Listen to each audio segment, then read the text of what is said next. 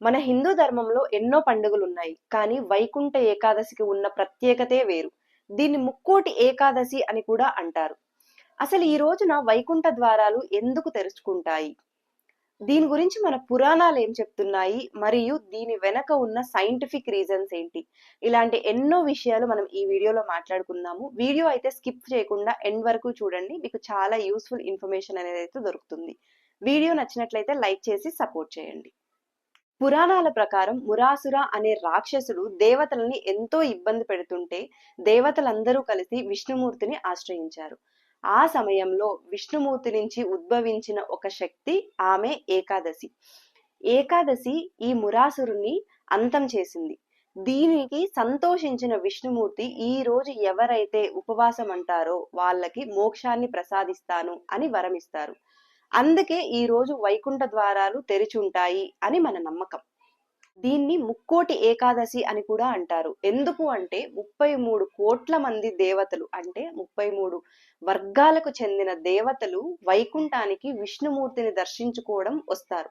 అందుకనే కవి పండితులు దీన్ని ముక్కోటి ఏకాదశి అని కూడా పిలుస్తారు. ఈ రోజు ఉత్తర ద్వార దర్శనం అనేది చాలా పవిత్రమైనది. ఇక సైన్స్ విషయానికి వస్తే ఏకాదశి రోజున ఉపవాసం వల్ల చాలా అద్భుతమైన కారణాలున్నాయి. అసలు బాడీ మొత్తం డీటాక్సిఫికేషన్ అవుతుంది. మనము బండ్లని, కార్స్ ని ఎలా సర్వీస్ కి ఇస్తామో అలానే మన బాడీ మొత్తం క్లీన్ అవుతుంది. 15 రోజులకు ఒకసారి ఇలా డైజెస్టివ్ సిస్టమ్ కి రెస్ట్ ఇవ్వడం వల్ల బాడీలో ఉన్న టాక్సిన్స్ అన్ని బయటకు వెళ్ళిపోతాయి అన్నమాట. లూనార్ ఇన్ఫ్లుయెన్స్, చంద్రుని ప్రభావం. మూన్స్ గ్రావిటీ వల్ల మనకి సముద్రంలో అలలు ఎలా వస్తాయో అలాగే మన బాడీలో ఉన్న వాటర్ కంటెంట్ 70% దానిపైన కూడా ప్రభావం అలాగే చూపుతుంది. పౌర్ణమికి అండ్ అమావాస్యకి మధ్యలో అంటే 11th డే వచ్చే ఈ ఏకాదశి రోజున మన మెంటల్ ఫోకస్ మరియు మన బయాలజికల్ బ్యాలెన్స్ చాలా బాగుంటుంది.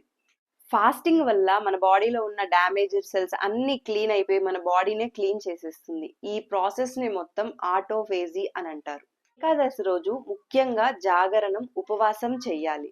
యాక్చువల్ గా ఏంటి అంటే గ్రెయిన్స్ కానీ రైస్ ఇవంతా ఎందుకు తినకూడదు అంటారంటే వీటన్నిటిలో వాటర్ కంటెంట్ ని ఎక్కువ అబ్జార్బ్ చేసుకుంటుంది అనమాట.